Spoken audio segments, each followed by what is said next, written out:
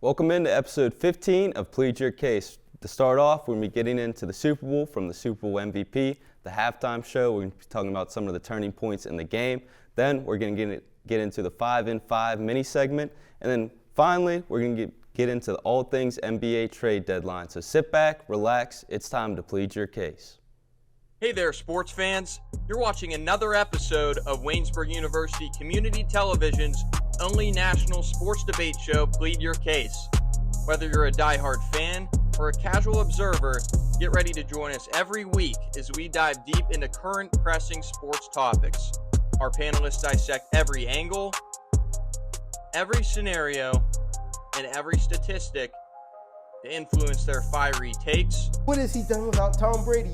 And spirited arguments. No, listen, Bowtie. Have you ever played Foursquare? No, you were too old to play Foursquare. There will be no argument unexplored, and every take will be under review. After reviewing the play... Here in the Waynesburg University Communication Department, we believe in heated debates with a touch of friendly competition, which is why we also have a fresh 5 in 5 mini segment that you won't want to miss. I don't think a pitcher is breaking Cy Young's wins record of 511.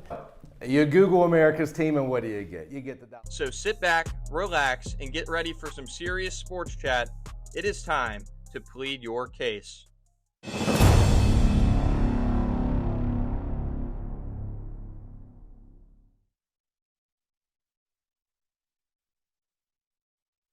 Welcome into episode 15 of Plead Your Case. It's time to talk all things Super Bowl. So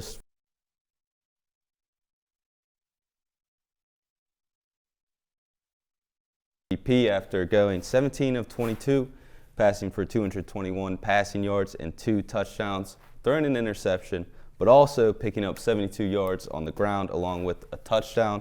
With this effort, like I mentioned, he earned Super Bowl MVP. But joined with me, Anthony DeFilippo, Brett Gambita. I got to ask you guys, do you think Jalen Hurts was deserving of the Super Bowl MVP? First of all, shock the world? How'd they shock the world? They were the best team in the NFC. That makes no sense. Absolutely, Jalen Hurts deserved the MVP of this ballgame. I think if you would have asked me, some of the other games throughout the year, Saquon Barkley would have probably won it clear and away. But you lead your team in rushing. Obviously, you're the leading passer in your team. You're the team's quarterback. You only had one tush-push touchdown the entire game, so they can't claim that, even though that's a fraud take from certain people. Absolutely, absolutely, Benny. And they did not shock the world. Yeah, maybe he was deserving of MVP, but I don't think Jalen Hurts had really any plays, like specific plays that I can think of in this game that I look back at and go, wow, like this guy was deserving of MVP. You know who did though? Cooper DeJean. Pick 6, the biggest stage of his life on his birthday, and he had a couple tackles, returned some punts as well. I'm not saying that he deserved it over Hurts because Hurts did still play a great game and he willed the offense to the victory, especially in a game that Saquon was pretty much bottled up in. But maybe it could have been Cooper DeJean because we have seen defensive players win in years past, like Von Miller and Malcolm Smith. Yeah, at halftime, I would have told you Cooper DeJean was the MVP, but Hurts just kept things going in the second half. But we talked about Cooper DeJean a little bit. Who are some other guys that kind of went under the radar, in your guys' opinion? I think all season long, Zach Bond played awesome. This was a guy who was a 7-year veteran, played a lot in New Orleans for the majority of his career, played on the outside. They moved him to the middle, and then he just played great. All playoffs, getting the interception on Patrick Mahomes. Mahomes is a guy who, now here's a guy who didn't play well at all during the Super Bowl. If you're telling me guys who maybe went under the radar for their poor performances, I think Mahomes. I think people, all season long were saying how great of a quarterback he was, and he clearly didn't show his best in this game. To pinpoint a specific guy is kind of hard. I just want to say the Eagles' front four as a whole. 6 sacks as a unit. They generated constant pressure on Mahomes. I think that's why Mahomes played so bad, because he really just did not have any time to throw the ball in this game. His O-line was getting bull rushed every single time. And, that front four, they got Philly's defense off the field early and often and set up the offense with multiple scoring opportunities, a couple strip sacks as well. Milton Williams played a great game, and so did Josh Sweat, a couple of the guys that maybe we weren't expecting. Yeah, you mentioned the front four for the Eagles. I could not believe how good Brandon Graham played. After missing the majority of the season, first time back in the Super Bowl, he played his heart out. I mean, I kind of had a feeling that he was going to be an impact player just because as soon as I heard he was coming back, I knew he was going to lay it all out there. I mean, especially because there's talks about him even retiring at the end of the season. This could possibly be his last game ever. I just had a feeling that he was going to bring it his all, especially with it being in the Super Bowl. Now, I think you can argue there was a couple different turning points in the game. The turning point for me was on 3rd and 11, DeAndre Hopkins dropped pass. But would you guys go kind of in the defensive mindset here, or what's your guys' pick? I would say the Cooper DeJean pick six, because if you look at Mahomes' 3 Super Bowl wins, he trailed by 10 in all of those games. The Cooper DeJean pick six occurred when the score was 10-0. So that kind of shut down any hope I think the Chiefs had, made it 17-0. And if you did still believe that the Chiefs had a chance after that, then Zach Bond had an interception that set up great field position for the Eagles. I was going to say, you kind of stole my thunder there. You could pick really either of the interceptions. Yeah. You can pick whether it be the DeJean one or the subsequent Zach Bond interception. That's kind of why I brought him up in players that kind of went under the radar, because that play was so massive. But if you're looking Chiefs-wise, you could probably talk about the Hopkins drop all you want. It's probably the main turning point for me. 24-0 at halftime. It was over after that. Let's be honest. 100%. I mean, when he dropped that pass, it's something so unlikely of DeAndre Hopkins, who has had some of the best hands in the NFL his whole career. Like we mentioned, 31 seconds remaining in the half, and then you talked about the score going into halftime. Now, let's get into some things non-football related. The halftime show.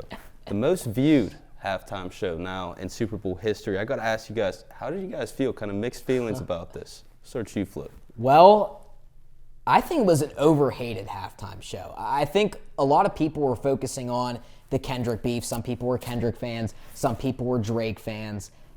I'm not a fan of either, nor am I really, do I care about the beef whatsoever.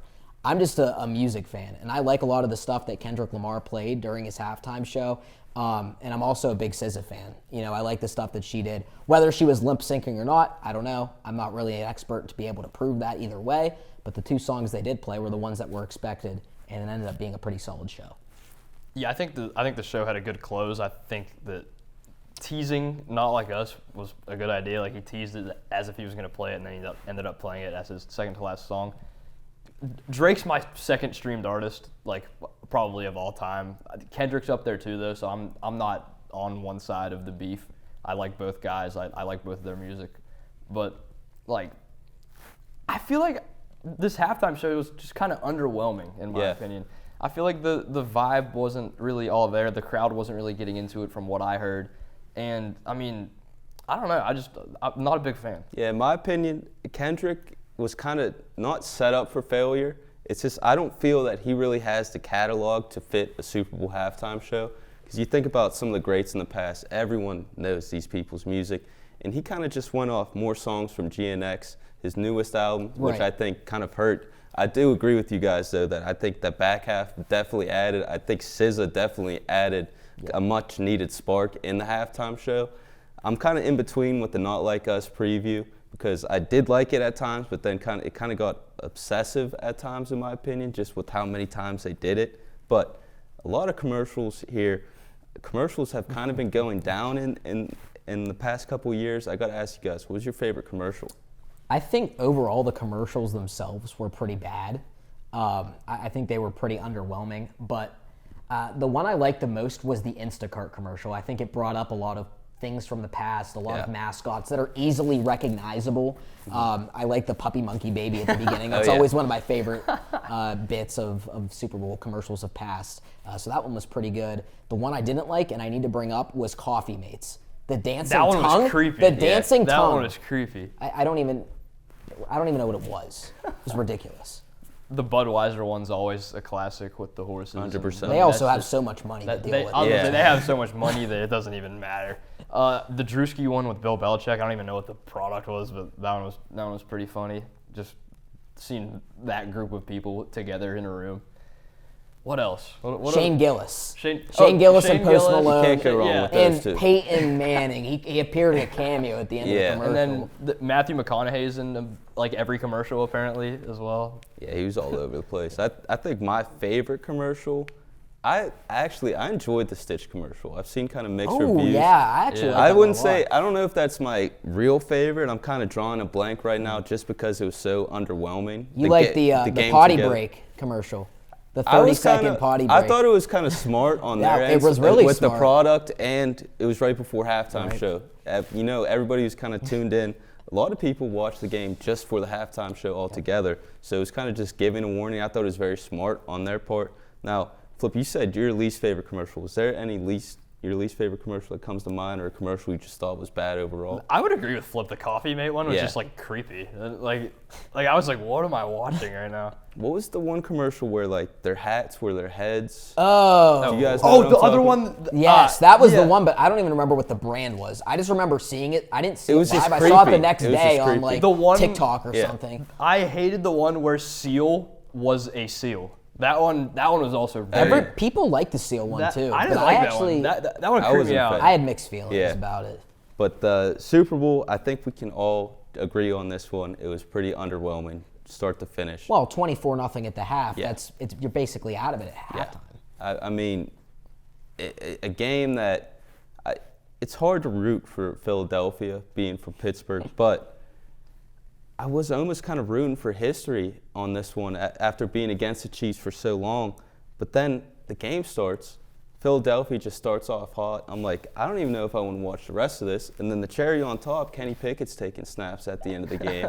And I have feelings about Yeah, that too, but not. do you want to express them? I actually kind of liked it. I'm not gonna lie. Like I'm not a Pitt guy. Yeah. I'm also not a Penn State. Like if I had to pick a team, I'd probably pick Penn State just because my brother went there or is going there. My grandpa went there, but I also have people who went to Pitt in my family.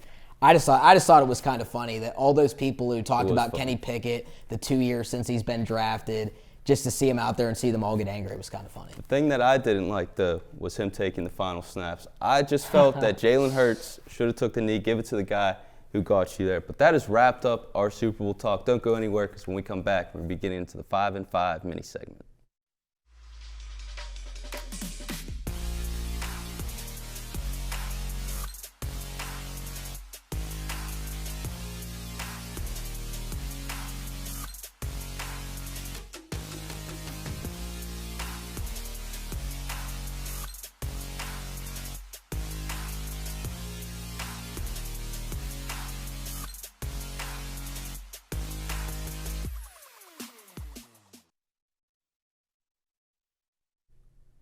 Welcome back to Plead Your Case. It's time for the 5 and 5 mini segment. To my far left, we have Chase Maseko, the 3-time champion here, and trying to take him down, we have Wyatt Clatterball. So, gentlemen, let's just get right into it. So, first question for you guys. With the Lakers trading for Luka Doncic, will LeBron manage to get the 6 rings? We'll start with the champ on the far left.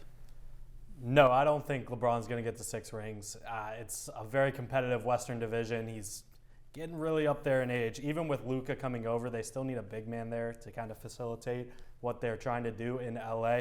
I mean, if we look around the league, there's OKC, there's Memphis, and there's Denver, all sitting above them in the standings for at least this year. They're not going to be winning a championship. Yeah, no, I'm as much as I want to disagree with Chase, I can't. I mean, LeBron, he's entering his age 40 season, so doesn't have that many years left. I know they just got Luka Doncic in the Dallas Mavericks trade. They gave Anthony Davis to Dallas. They don't have that many pieces, as Chase mentioned. Also, don't have a big man. And with those dominant teams in their division and in their conference, the cards don't add up. And LeBron's getting older, so it's not really in the cards for him to win another championship. But, I mean, hey, 4 championships on your resume, not bad at all. All right. So second question for you guys. This one's going to you, Wyatt. The Cavaliers and Celtics currently lead the Eastern Conference. Are those your teams to beat in the East? I'd just say the Cavs straight up. The Cavaliers are 42-10. They have Donovan Mitchell, Darius Garland, Jared Allen, and on the depth chart, they brought back Tristan Thompson. He was with the 2016 Cavs team that won the championship with LeBron and Kyrie and Kevin Love. Then you also add Max Strus and Georges Niang, a couple of those guys. So they have a lot of depth on that team, and they've just been able to score well Donovan Mitchell, one of the best players in the NBA, one of the better players. Darius Garland having himself a nice little quiet season. So definitely watch out for those Cavaliers. They're going to be trying to go out to the top spot against the Boston Celtics. Yeah, I have the Celtics here. They're the defending champions. Last year they beat the Mavericks in 5. Jason Tatum, I'm not going to go against him. Jaylen Brown, 2 great pieces for the Celtics team. The Celtics lead the league in 3 points by 100. Cavaliers are in second with 858. Celtics at 958. And the Celtics, I think they got it. All right. There has been talks about this in the past, about the MLB shorting spring training. What do you think, Chase? Yeah, I don't think we can shorten it, just purely based off the pitching injury risk. We looked last season, David Bednar, he had 2 outings and got hurt. They instantly brought him back for the start of the season, and he was not the same pitcher he was in years previous. Also, the spring training is a great opportunity to see your young prospects play and see if they deserve a spot on the team, so I think it needs to say how it is. I'm going to disagree with you there, Chase. And the reason I say that, you have this long. The season starts March 27th.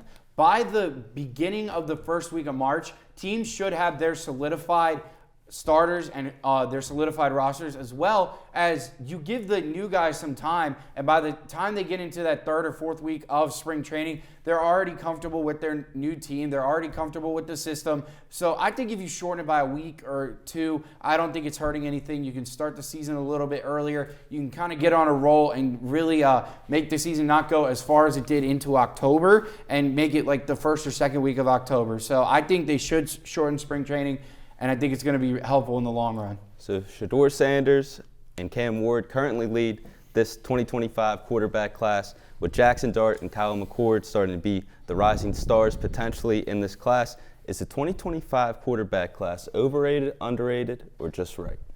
I'm going to say it's overhyped. They've been talking a lot about Cam Ward and Shedeur Sanders. I get it. They're 2 of the best quarterbacks in their class. I understand that.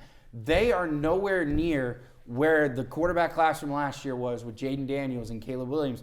And to be quite honest with you, besides Cam Ward, Shedeur Sanders, and possibly Jackson Dart, no other quarterback in this draft is really that good. Jalen Milroe, probably going to be a 5th-round pick. You got Will Howard, probably won't even get drafted.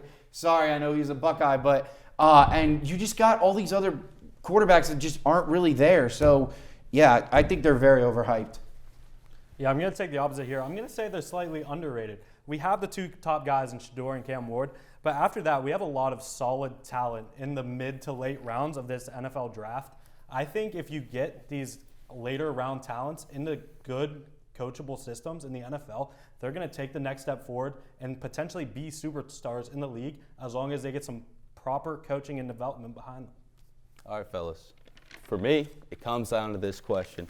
Between USA, Canada, Sweden, and Finland, who do you think should take home the 4 Nations Cup?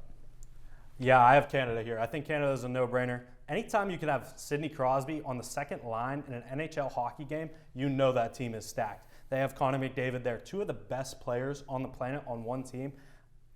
Literally, it's Team Canada in Olympics every year, Team Canada in everything hockey-related. I don't see any way where this isn't Team Canada. I'm going to disagree with you there. As much as I like Canada, Crosby's good, Connor McDavid's good.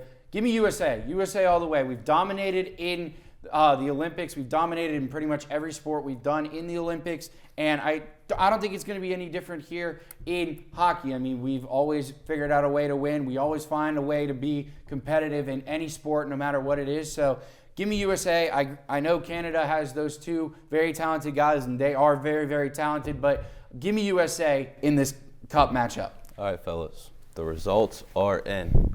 So the first question, with the Lakers trading for Luka, will LeBron manage to get to 6 rings? I gave this leeway. The Chase, I thought you guys both had good arguments. LeBron's getting up in there in age. That was the biggest contributor. And I liked how you mentioned the top teams in the East, especially, or top teams in the West, especially on how young those teams are. Now, secondly, getting into the team to beat in the West, I gave the leeway to you, Wyatt.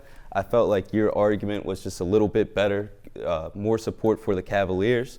And then getting into spring training, I was 100% with you, Chase. I just felt that pitchers, that's the best time for them to get ready, along with just the players altogether. I know the MLB's a long season, but we know better than the next guy. It takes a long time for these guys to kind of get in stride and get just where they want to be in the season. Now, Shador Sanders and Cam Ward, when coming into the quarterback class, I went with you, Wyatt. I felt very strongly about this opinion.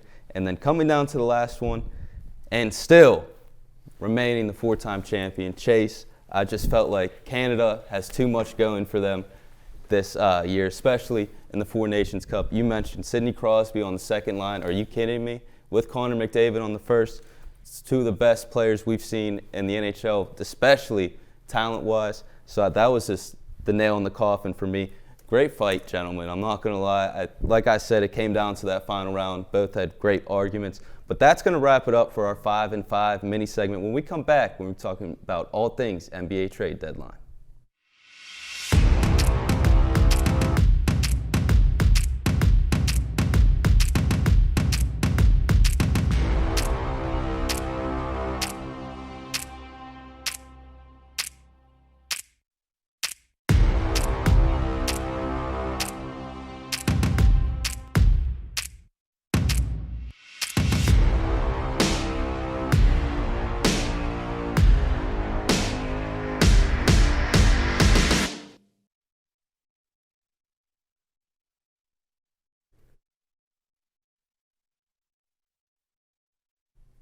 Luka Doncic was the main headline of the NBA trade deadline. He just made his Lakers debut last night, scoring 14 points in limited time. We also saw Anthony Davis make his debut against the Houston Rockets, scoring 26 points and 16 rebounds before going out with an injury. He's expected to miss several weeks. Still Benicio Falco, still Anthony Filippo, and still Brett Embiid. And now that we're a week removed from the trade deadline, how are we feeling about the main headline? Well, if there was any question or not on if the Lakers won the trade, they definitely won the trade now because Anthony Davis is expected to miss an extended amount of time after playing 3 quarters as a Dallas Maverick. 3 quarters. He couldn't even make it one full game without getting hurt. In that game, though, he looked really good, which is that's the shame about it, is that in that game he looked good. The Mavericks defeated the Rockets. Luka comes in. The Lakers are on a 5-game winning streak now. They added Luka to their lineup. Still missing a big, as we'll get to later, but I'm saying that the Lakers won the trade if it wasn't a question before. Listen, non-contact injuries are tough. And when you have a guy like Anthony Davis who has previous injury history, you're making a gamble. That's what the Mavericks kind of did. They kind of made a gamble on Anthony Davis, a guy who's 6 years older than Doncic, but they got some other assets their way. Doncic to the Lakers is one of those trades that you would never expect in any other sport, including the NBA, which is pretty known for big trades throughout their history. You know, the NHL, I'm a big hockey guy. This would never happen in the NHL. This is probably like Evgeny Malkin getting traded to like the Capitals or something like that. So it's a crazy trade for the NBA. Glad to see Doncic make his debut last night, but it also stinks for Anthony Davis being out for 6 to 8 weeks. So for Anthony Davis, I almost feel bad for him, just in the case that he seems to always have all eyes on him at all times, no matter if he's doing good or bad. And he's a guy that, unlike Kawhi Leonard, he gets hurt, but Anthony Davis always makes an effort to come back for the fans, and that's just something I appreciate. Now, you talked about Luka's debut a little bit last night. It's going to probably take some time to see him get into the Luka that we're used to, just because he's still lingering with that injury, and the Lakers are expected to keep him on limited time. Second big trade, though, Jimmy Butler was traded to the Warriors. How big of an impact does Jimmy Butler bring to this Warriors lineup with an offensive-minded coach and Steve Kerr? I have mixed feelings about this one. I feel like the Warriors kind of gave up a lot in Andrew Wiggins, but Jimmy Butler into the lineup, the Warriors have won their first 2 games. But I feel like they're just stuck in that middle ground in the Western Conference. Yeah. I feel like they're not bad enough to tank, but they're not really good enough to contend. They might end up in that like 7, 8, 9-ish play-in range, and they don't feel like they can waste Steph's last years with the team. So that's why they're surrounding Steph with another superstar. And Butler has looked good in these first couple games, though. He's been getting to the line a lot. He's been actually posting up a lot down low. kind of that's something that we didn't really see in Miami. He was kind of used as like a primary ball handler, but it's been interesting to see, and maybe the Warriors do have something. I don't know. We were up here at the start of the NBA season talking about how good the Warriors were because they started off like 10-2, but that's not the case. They've tailed off. Yeah, there's no secret that there were a lot of trade rumors swirling around Jimmy Butler heading up to the deadline, and normally that gives the team trading the assets away to get Butler a little bit of an advantage because they know this guy wants out. But that's not the case here. Andrew Wiggins going the other way. They give up a lot for him.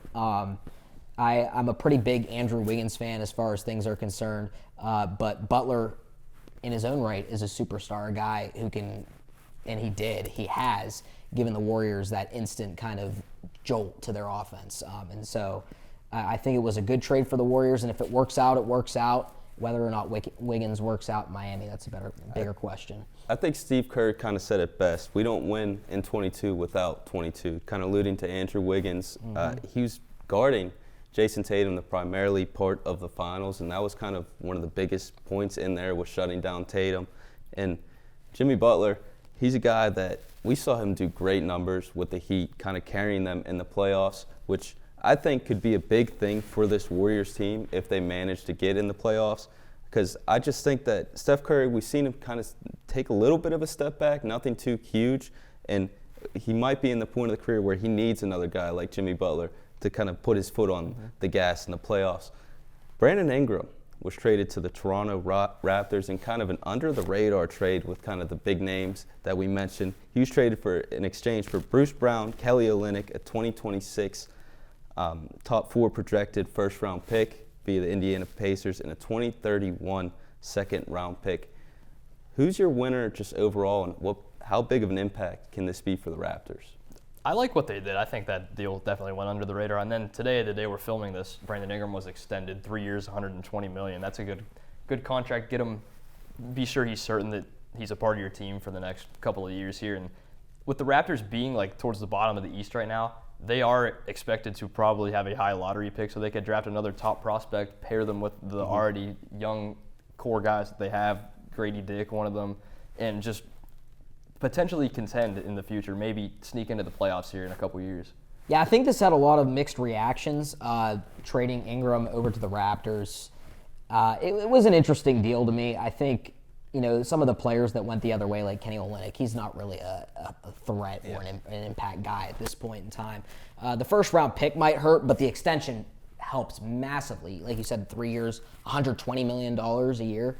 That's a pretty hefty amount of change for a guy in Ingram. But I think it was a good deal overall with the extension added to it, of course. He just needs to stay healthy. Yeah, also it the health could be huge issue. for the Raptors just because they're in the Eastern Conference. Other than the top 4 teams in the East, it's kind of easy for those bottom tier teams to kind of slip into the playoffs. It doesn't take as many wins as in the Western Conference. I mean, it's debated every year between the East and Western Conference.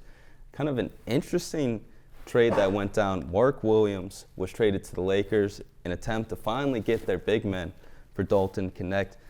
But Williams failed a physical. The trade was then reversed. Some Lakers fans and just fans overall think that this is what the Lakers needed in the big run. As much as they wanted a big man, a lot of them weren't willing to let go of Dalton Connect. How do you guys feel about it? I think this is an interesting situation because it only happened a handful of times in the past.